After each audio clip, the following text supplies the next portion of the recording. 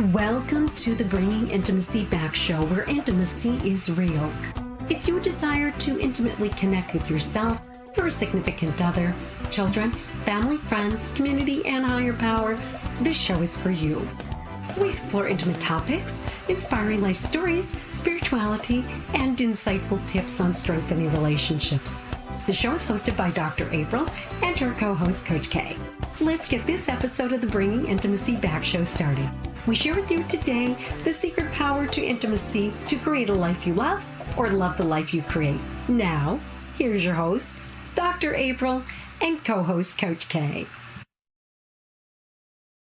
Welcome to the Bringing Intimacy Back show, where intimacy is real. How are you doing, Coach K? I am doing great. How about yourself? I'm doing really good today. Yes. And I'm so excited because today is one of the topics that, I love to talk about. All things love and intimacy, yes. And I know it's one of your favorite topics to talk about too. It absolutely is. Anytime that we can talk it, speak it, get the conversation started, that's what it's all about. Yeah, because I think especially as we're in the busy season of fall, yes, intimacy with kids and soccer practice and Halloween and all this other stuff. Holidays. Intimacy between your partners, yeah. It's just sometimes just not happening as much as it should be. And honestly, the weather and the sunset change is a huge factor in that, because moods kind of get mundane when it starts to get dark earlier. Bodies are tired, so we given so much effort to trying to keep ourselves up that we don't have time to pour into our partner to keep them up. So yeah, this is a great time to keep the conversation of intimacy alive and open. Yeah, I didn't even think about that, but you're absolutely right. And I'm lucky that I'm in Florida. We have a lot of sun. Well, send us your son. We do. Yes, yeah, definitely. And time changes right after this Halloween. Yeah. Yeah. And even with the time change, it's just now you just wake up and it's dark. And it's like, do I want the morning cup of coffee or do I just want to get some extra sleep? Right. Yeah. And when you have intimacy, not only with your partner, but with yourself, it brightens up your own mood. You know what I mean? It absolutely does. And I'm fortunate to be able to, I take the kids to school in the morning so I can have that intimate time with them too. So that's another fuel source for me. Mm-hmm. Yeah. Which is wonderful and amazing in that aspect. Yes. Yeah. I know here in Southwest Florida, we do have Halloween coming like everybody else, but we're also struggling and trying to rebuild our lives here. Yeah. And getting in some type of routine because of the devastation that's here. And so one of the things that I do want to highlight again is the American Red Cross. They do such a great job of not only after disasters like here in Southwest Florida of the hurricane, but they do such a great jobs in communities and providing food, shelter, health things, just a variety of things. So if you're looking for a charity of the month, American Red Cross, and I really do appreciate all the things that they've been doing to help out Southwest Florida. They are definitely amazing. And just a quick shout out to QB Kendalls, who said hey to everybody, and definitely get up and get that early morning workout on. But just thinking about, what's going on in Southwest Florida, especially with the children, as we spoke of. So being able to, if you can, if there are people listening, if you can, to give them some kind of normalcy and spending that extra TLC, even if it's 5 houses, do the traditional trick-or-treating if you can, muster up something just to, help the children, because they're traumatized and less understanding of what's going on than we, but we show it more than them, if that makes sense. So right. and even reaching out to the Red Cross and see if they have any special trunk or treating or something, so that might be a good thing to check into.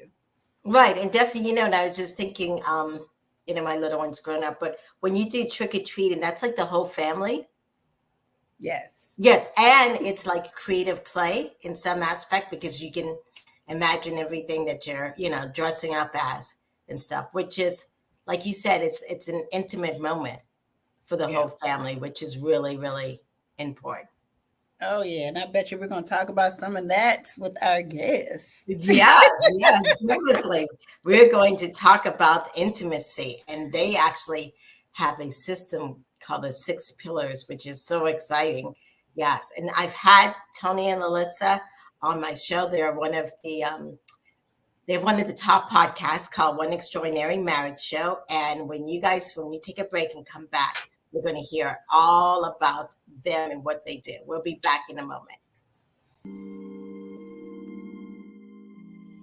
Jamaica, Paradise Island in the Caribbean.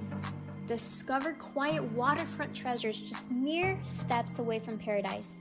Enjoy true Jamaican specialties, live reggae music, hotter than Hades, spiced jerk pork, and chicken soles from beachside vendors. Join Vacation Council in Jamaica on February 12th through 15th. Surprise your Valentine with a sun-kissed, relaxing romantic getaway to Portland, Jamaica. What are you waiting for? Welcome back to the Bringing Intimacy Show, where intimacy is real. How are you doing, Tony and Alisa? Well, I don't know. I've just watched the commercial for that trip to Jamaica, and I'm thinking, wow. Yeah, Lisa and I may need to jump on out there with you, Dr. April. I was really good, but now I'm looking at Jamaica going, ah. We live in San Diego. It's beautiful, just like you have, Dr. April. But seeing that, we're like, wow, we could do a couples getaway. Like, let's go do it. Yeah, definitely. You're welcome anytime. Yes. Well, welcome back to the show, guys. Oh, thank you for having us. We're so glad to be back. Yeah, thank you. And great to meet you, Coach Gay. Great to have you. Nice to meet you as well. Yes. So I'm going to introduce you guys to the audience who don't know about you guys. So tell us a little bit just about how you two met and what started all of this. Oh my gosh. Yeah, we met in 1994 on the campus of University of Colorado at Boulder.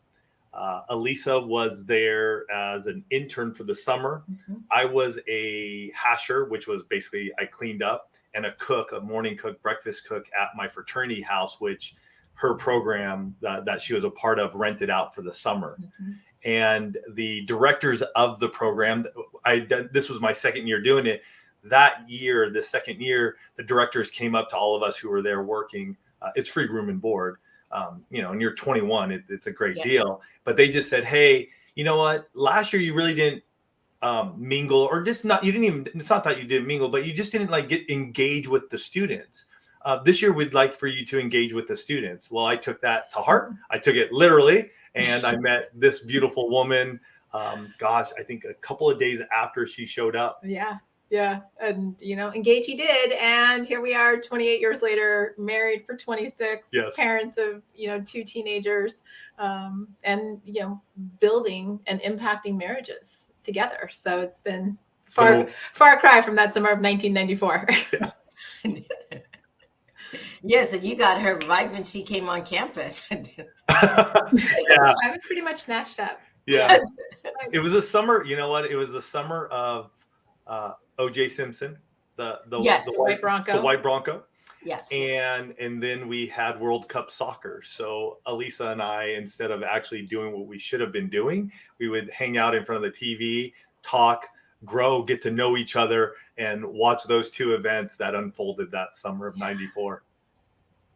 That's huge. And that piece of your story is so important to highlight. That one little section is major. Yeah. Well, and we were long distance after that summer. We were long distance for my senior year of college. And so we really had to focus on the emotional intimacy. a lot of your listeners got to go back and think what was going on in 1994. We did not have cell phones. Phones were still mostly attached to a cord in a wall. Didn't have text messaging. FaceTime was not even a thing yet. And so like we were old school. It was like letters and long distance phone calls with the associated bills. And then we also had .edu. So every once in a while we'd get into our computer labs at our universities, and we would sit there at like midnight typing back and forth to each other, because that's the time we could be there without anybody else bothering us. Yeah. So you really had to work on the communication, because that was all we had when we were long distance that first year. Yeah. With the AOL connection. Ding, ding, ding. Everybody of a certain age knows the AOL connection sound, and it brings back the flashbacks of just waiting, waiting, the spinning dial, just waiting. I hope it connects. So good. Yeah. Well, one of the things I'm waiting to know about you guys is, what do you guys define intimacy as? This is such a good question, because I think, for so many people that are listening to your show, that listen to our show, the initial response when a lot of people get asked what's intimacy is sex, right? Those are the two things that are equated. And what I loved about even just the opening segment that the two of you did is you talked about that intimacy that you can have with your children, and what that looks like when you spend time and you have these conversations, and that becomes part of the fabric of your life. And when we wrote the book, The 6 Pillars of Intimacy, we really wanted to expand that definition. Because like I tell my coaching clients, look, you can't be having sex 24 hours a day, 7 days a week. And if you want an intimate marriage, you got to be able to, break off just that one mindset. So we define intimacy as connection and closeness with, as we define it in marriage, with your spouse, and being able to look at that in 6 key areas. And those are the 6 pillars of intimacy. Yeah. All right. So what is the first area? So the first pillar is your emotional intimacy. And Alisa already alluded to it, that closeness and connection between your verbal, nonverbal communication. It's the core, it's the workhorse. As you both know, if we can have that verbal, nonverbal communication, it heightens that intimacy, that closeness and connection we have with one another, but it also can decrease it, right? The folded arms, the look away, the back turn, that can also detract us from really getting close to our spouse. And so emotional intimacy is that workhorse that we have to be engaging in. And I want to just share that Alisa and I have been doing our work for 12 years now with One Extraordinary Marriage. And what we have learned in this area, and we've heard so many people say, well, I was brought up where my dad or my mom didn't like share their emotions, or I saw this happen, or this happened in my marriage. And one thing that we've learned over time is that this is a skill. Like your emotional intimacy, it's a skill. If you work with somebody, they'll help you pull that out of you. There are techniques and skills that you can learn and grow. So it's an area I really believe that for many of us, we're not confident in. And so we just go, well, that's who I am, and that's the way I'm always going to be in this relationship. And yet you can grow into it, and you can get skills to be the best in your marriage.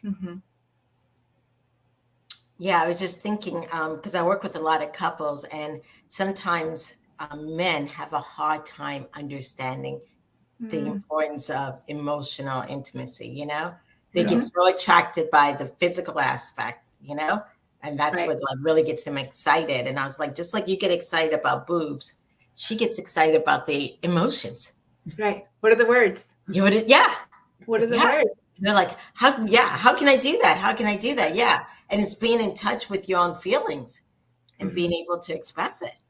Well, and that brings up, such a good point, that one word, Dr. April, feelings. Yes. Right. So many people are not taught, like we teach our kids, oh, I'm happy, I'm sad, I'm mad, but we don't go deeper. Right. And I mean, we just shared a story with our audience about a couple married 42 years. And the husband over the last 2 to 4 years has really been on this journey to break out of that mindset of, this is who I am. I'm not one to share my feelings, and has been working with a professional to learn how to do that. And his wife raves about how much their marriage of 42 years is more extraordinary than it's ever been. That's a blessing. That's always good to hear. Yeah. Yes. So what is pillar number 2? Pillar number 2 is physical intimacy. And we love sharing this because what we found in the work that we do is that physical intimacy and sexual intimacy, which is the 6th pillar, are actually 2 separate things. Yes. Okay. A lot of times you can have the hugs, you can have the kisses. And if we're even talking about, going back to talking about children or friends, you can have those non-sexual touches that you do with another person that still foster intimacy. They foster connection and closeness. And what we were finding is that so many people would talk about, well, I want the physical intimacy, but it wasn't always sexual. And so how did we wanted to give folks language. And I think this is a really big part of the work that Tony and I have done over the years is when couples have language to identify what's happening in their marriage, then it becomes this situation where we know what to do, or we can put a plan in place. Mm-hmm. And so the physical intimacy, it's your hugs, it's your kisses, it's hand holding, it's back massages and foot massages and all of that touch that says, hey, I see you, you're important to me, and I want you close.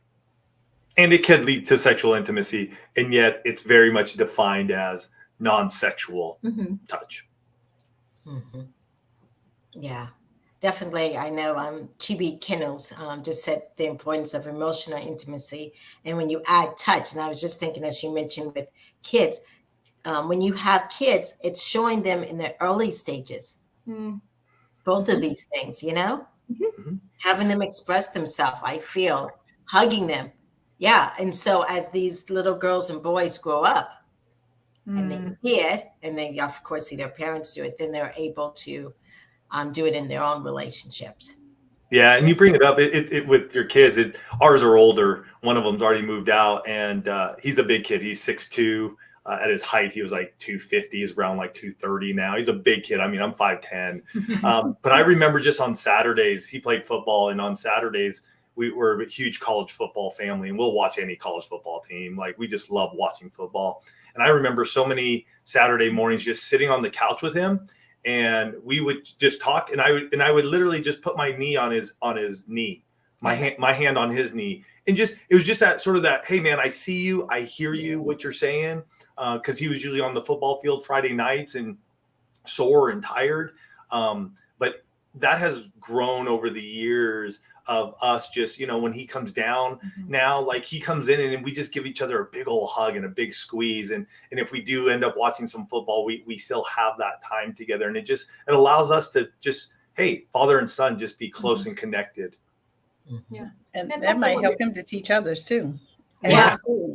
It goes back, Dr. April, to what you were saying, what do our children see modeled in the home? Right. Because they will carry that forward. I'm sure both of you see in the work that you do with couples that a lot of times they're like, I never saw my parents do this, right? It was never, I don't know if my parents did or didn't, but when we as adults step into this place of saying, this is the culture we want to create, this is the legacy we want to leave, it changes everything. Right. Definitely. Okay. Yes. And so what is our next level or pillar of intimacy? Next pillar is financial intimacy. And this one gets most people to go like, huh? Like, why would you say financial or finance is an intimacy? Again, because intimacy is closeness and connection. And as we all know, if you're in a relationship, money comes into play in some way, shape, or form. So we are going to have to be close and connected around our money in different areas of it, right? From some of us may be dealing with debt. Some of us may just need to get a budget or a cash flow plan. Others may be on the other side of it where it's like, it's coming close to retirement. Do we have wills? Do we have trust set up? Even day to day, how are we spending? Is it on credit cards or is it all cash? And so this is a vital part of any marriage that needs to be discussed. Depending on where you're at and what your goals and dreams are around this area. I even think about the prenup conversation that you see has so much tension around it, but with, going through that with a different sense of heart, the conversation is just totally different. So financial is definitely such an important pillar of intimacy. Well, and I think, Coach K, what you bring up there, I have a friend who is a family law attorney, and she and I did a conversation a while back on prenups and postnups, actually. And what you said right there is so key. What is the heart that you go into it with, and how do we use these tools, and prenups and postnups are tools. How do we use these tools to strengthen our relationship and bring us closer together?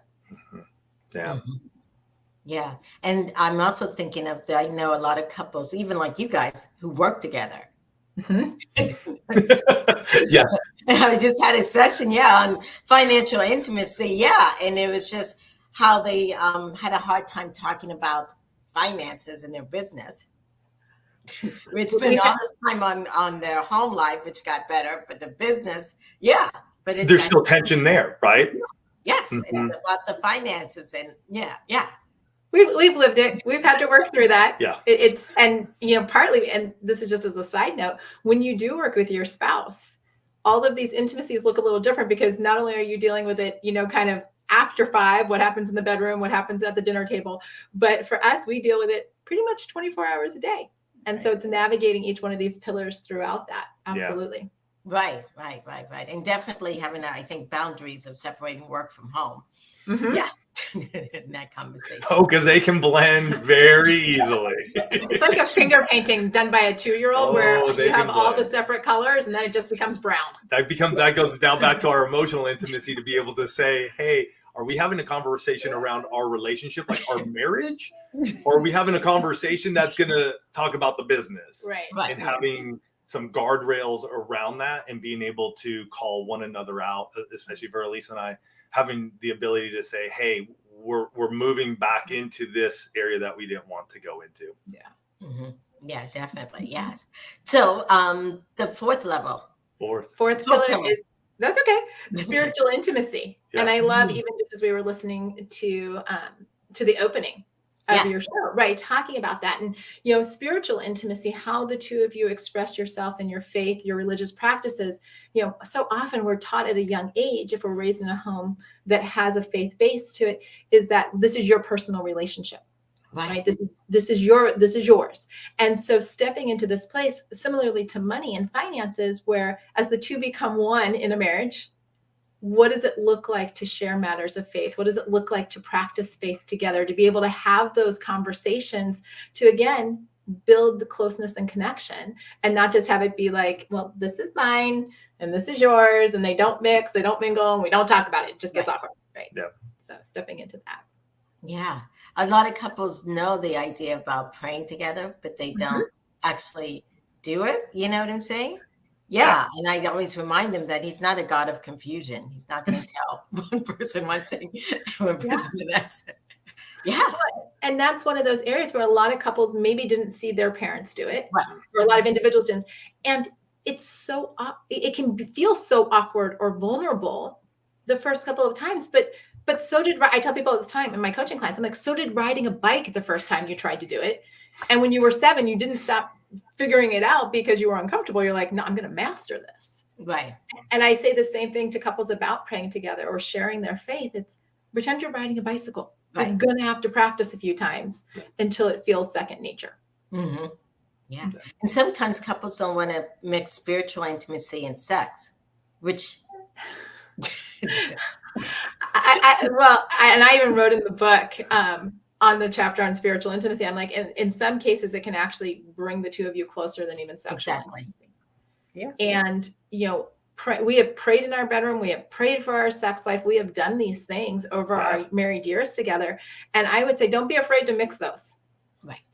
Literally, the God of the Bible, Genesis 2 talks about the two shall becoming one. All of the husbands in the Bible knew their wives, and that wasn't just like head knowledge. So God's been talking about this for a long time. Yeah, definitely. Yeah. All right. So what's the next pillar?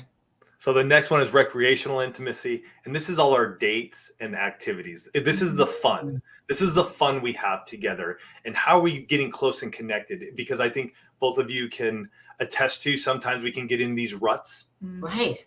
Especially around dates, right? Like we want to do something exciting, and yet we go to the same restaurant.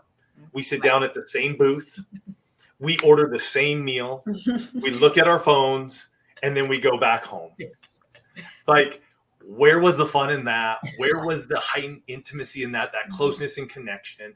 And so this one is really about, how are we going to step out How are we going to do something different? How are we going to encourage one another to do an activity together, or even do a different date? And when we say that too, we say date. It's not about date night only. It could be date breakfast. It could be date lunch. It could be date coffee.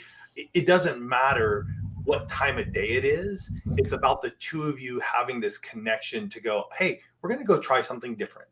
We're going to go seek a new area of our city together, or our town, or we're going to go to that new restaurant. We're going to go to that new park and just go for a long walk around the lake and sit down at the bench. But this is all about fun. Just, it takes you back to when you were first dating. Yeah. Right. You were trying all different kinds of things. You would be so excited to want to take him or want to take her and go do something new. That curiosity, that sense of adventure doesn't need to stop just because you've been married 5, 10, 15, 20 years. In fact, I actually think it's more critical at that juncture than it was when the two of you were getting to know each other, because it brings back the excitement and the anticipation in the relationship. Yeah. A fun one I like to share with everybody. Lisa and I have done this many a times. It's called progressive dinners. And go somewhere where it's fun. You can walk. You can do drive-through progressive dinners as well. We have many in the One family who've done this. But you go somewhere and you get an appetizer. Sit down, have an appetizer. Maybe go through a drive-through. Go grab a fun appetizer. Enjoy that time together. The next one, go get your entree. Share an entree together. Go somewhere, sit down. Maybe if you're somewhere where it's walkable, you just get some time between that appetizer time and the entree time. Oh, so you're going to different places. Yeah, you're going to different places. Okay. You're not doing the entire meal in one place. So it's just like, like you will tell the waitress, hey, we're just here for an appetizer. Yeah. And what it does is different foods, different locations. And you've different atmospheres. You've got that walk time in between of just holding hands. So you get the physical intimacy, and you're just, all of that just kind of breaks up the night. So it doesn't feel like, oh yeah, we've done this before. Yeah, I like that. So after your entree, go get a dessert. And that could be anywhere from just going, hey, getting a fancy coffee somewhere, or maybe there's some amazing place that sells the best cookies in your town. Go grab. So it extends it. There's some excitement. There's something new. And so you're not just sitting in one restaurant doing everything right there and then just getting up and leaving. Yeah. Yeah. Oh, fabulous. I like that idea.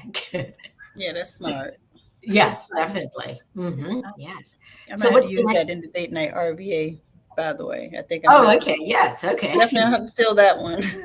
Please do. Please do. Absolutely. And, Tony mentions the drive-through, and that's what a lot of people were doing during, like a lot of people in our audience were doing that during COVID when they couldn't go anywhere. They just to get different scenery, they would go get, drink here and go get French fries here and go get a burger here, or, drive all around there, because it was something to do. And we can still do that today. And it's looking at how do we keep bringing the adventure into our marriages. Yeah. Right. And Dr. April, to answer your question, the sixth pillar is sexual intimacy. It's the one that a lot of people expect us to start with, but we actually very intentionally put it at the end, because when all of the other 5 pillars are strong and when you're intentional about them, the sexual intimacy really does, I like to say it skyrockets, or it's like fireworks, because you have so much connection in all these different areas. And, one of the things about the sexual intimacy pillar is that it's not just sexual intercourse. Right. We want to get couples away from just thinking there's one way to be sexually intimate, because we know, our audience, literally we go from newlyweds to those that have been married 40, 50 years. We get into health issues, we get into body changing and things like that. And just because you might not be able to have sexual intercourse doesn't mean the two of you can't engage in foreplay, or I even tell initiating romance. But I even tell some of my clients, I'm like, what would it look like if you had a sexual buffet? Right. Have the conversations around what all is included in that. And then it actually minimizes rejection in the marriage, because you can say, hey, somebody might start the conversation saying, hey, do you want to have sex tonight? And they're like, I'm not feeling good. I'm not up for sex, or, I'm tired. I'm not up for sex, but I'm open to doing something else on the buffet. Right. We've got all of these options, and it allows couples to minimize rejection, foster the sexual intimacy, and really look at this pillar as an opportunity to not play tug of war, but to be unified and united. Yeah. Yeah. Awesome. Yes. Yeah. It's really just about playing. Yeah. And taking all the other intimacies, like you said, communicating about it and telling your emotional needs. And you put all that together. It's amazing. And when the higher powers in there. It's just, that's when fireworks. Exactly. And when you're working on each of them, we know within marriage, hey, some may have cracks at certain points in time, but you still have strength in others. So, where's our strength? Which pillar is strong? How do we continue to take what's strong there and move it on over to another pillar as well? And so we understand it's flexible. Marriages are flexible. Alisa and I have been married 26 years. We've had 2 kids. We've had life happen to us. We didn't just end up here one day and just going great. Like we remember looking down at divorce for the second time 11 years in. And yet when we look at our pillars and go, okay, which ones have cracks? How do we strengthen them? Which ones are strong? And how we continue to just press into those and build the extraordinary marriage we desire. It's like, all right, we can do this. We got this. Awesome. So can I ask you a question about the place where you guys kind of had that strife? Because I would love to hear and they don't know I'm asking this. It's candid. Okay, go for it. When you were going through that moment, did either of you say, I want us to go back to what we used to be? And if not, what did you say during that time? So when we were, just to give a little context, the kids were 2 and 5. They're now about to be 17 and 20. So 15 years ago, we were professional roommates. And by that, I mean, we could do the business of life and parenting really well, but there was no connection here. And Tony is the visionary. He's the big idea guy. And so he didn't say, I want to go back. He said, this is what I want to try. And he actually, at that point in time, proposed a 60-day sex challenge. And I immediately said no, because kids were 2 and 5. We weren't having sex. And I didn't think that was going to be the answer, if I can be just completely honest. And I've shared this story many times, but I literally had a come to Jesus moment the next day in our garage with a basket full of laundry. And the thought that went through my head was, if you're not willing to try to put your marriage first for 60 days, like the guy is not asking for, the next 10 years. He's asking for 60. If you aren't willing to see what happens by making your marriage a priority, then your marriage is over. And I wasn't ready to accept that. I appreciate that answer, because I just want people to hear that you don't want to go back. Because going back is where you ended up here. So I appreciate that candid. It was a question that just came out, but I'd love to hear that about people who were in spots, because hear so many people say, I just want us to go back to where we were. And it's like, do you really? You really want to go back? No. And that's something that's really cool that you bring that up, Kay, because I think where we see marriage and how we just speak to the one family is like, where are you now? And when Alisa and I first got married, I was 23. She was 22. Like, we didn't know anything about anything, really. And so we're constantly growing. We're constantly learning. And so we have to be engaging with one another. It's why we have the 6 pillars of intimacy, because we have to continuously look at those and go, where are we now? Right. Because the 49-year-old Tony, let's just talk about sexual intimacy. The 49-year-old Tony is vastly different than the 23-year-old Tony. And I don't want to go back to that Tony, because I believe we're having the best sex life than we've ever had in our marriage right now, because we've had that closeness and connection over these years to learn one another.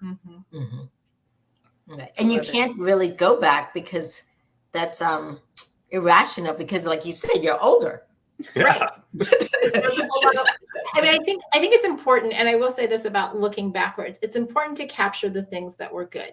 Right. If you were really intentional about dating, or you were really intentional about making time with one another, or you were intentional about your conversations, go back, pick up those things and bring them forward, but don't go back and get stuck in all the muck. Exactly. Right? Just bring the skills forward that you stopped doing, but all the rest of it, leave in the past and let it go. Yeah, that's good. Definitely. Yes. So our audience out there listening, and they want to get to know you guys, where could they find information about you two? Yeah, I think the best place to go, If you want to learn more about where you're strong, what is your strongest pillar, you can go to oneextraordinarymarriage.com/free quiz. And that will take you through a quiz, and you can go, okay, what is my strongest pillar? And then begin to go, oh, okay. For everything else, you can just go to oneextraordinarymarriage.com. You can learn more about us, the podcast, the book, everything else. But we'd love for you to get that quiz and take it to go, all right, what is our strongest pillar? Or what's my strongest pillar? And your spouse can take it, and you can see what their strongest pillar is, and then you can grow together from there. And if I could just add one thing, the reason we ask you to do this and to look at what your strongest pillar is, and I'm sure the two of you see this as well, if we operate from a place of strength, we have confidence. Yes. And we can actually tackle the things that are harder than going from this place of weakness and feeling defeated. Like, where am I weak? So that's why you'll find out, all of the listeners, as they take the quiz, they'll find out where they're strongest. And then there's that confidence to go tackle the other pillars and to raise them up to that same level. Yes. Well, awesome. I love having you guys on. So much fun. Thank you, Dr. April. Coach Kate, what a pleasure to meet you as well. Year, you guys look beautiful and younger, and I received that. Thank you. It's the sunshine in San Diego. It's just like you in South Florida. Sunshine is good. All right, then. You guys take care. Thank you so much. We'll be back in a moment. Thank you. Bye. Sex should not be the elephant in the room. The fourth ebook of the Improving Intimacy book series, From Bringing Intimacy Back, It's All About Sex, helps you navigate every which way you can tend to your sex life. Pulling out all the stops, dive into the sensual read about sex toys, silky linens, and date nights. Improving Intimacy, It's All About Sex is available on Amazon, Kindle, Audible, and paperback. Search Dr. April Brown on Amazon to view all her books on improving intimacy for yourself, spouse, and more. Welcome back to the Bringing Intimacy show, where intimacy is real. They're always so inspiring. I love it. I'm glad that I was here for that one. It's just a breath of fresh air to hear truth and transparency in a marriage that many people don't get to hear and understand, that there are challenges, but there's growth. Yes, definitely. And there are a couple that I've had on for a few years now, but they're honest about their relationship and the struggles. And so great. So I know we have some upcoming shows coming up. We do. We have some great shows. So on November the 3rd, we have Carrie Shell with The Impact of Alcohol on Intimacy. On November the 10th, we have Michael Magrucci with Reconnecting to Our Humanity.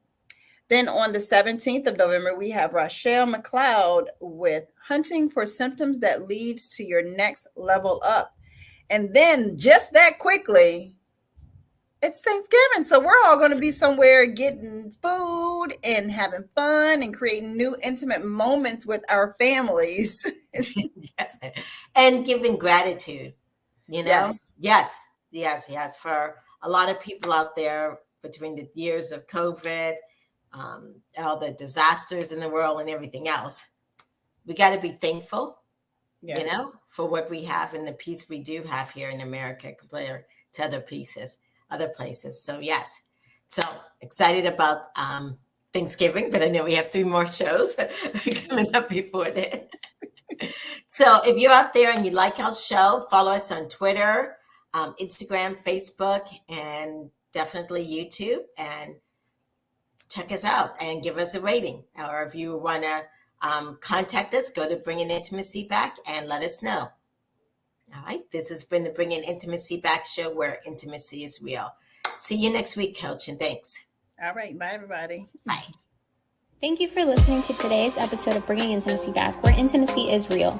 You can also find us at bringingintimacyback.com, LinkedIn, Facebook, Instagram, Twitter, and YouTube. Dr. April Brown's 7th book series, Improving Intimacy, is now on Amazon. We'll see you next Thursday at 3:30 p.m. Don't forget to follow, share, and subscribe.